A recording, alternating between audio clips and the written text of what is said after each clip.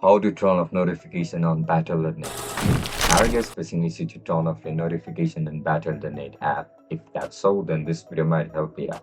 Without further ado, let's dive into the video.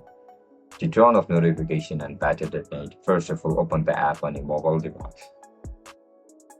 Once you open the app, just simply log in into your account with your registered email and password.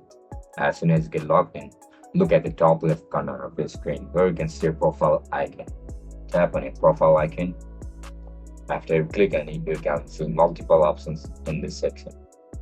Just simply select settings over here.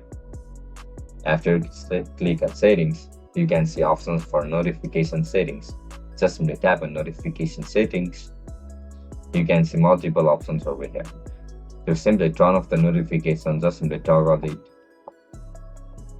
And that's it, guys. That's how we're going to turn off notification on Battle.net. If you guys found this video helpful, don't forget to like, share and subscribe to our channel. Bye bye.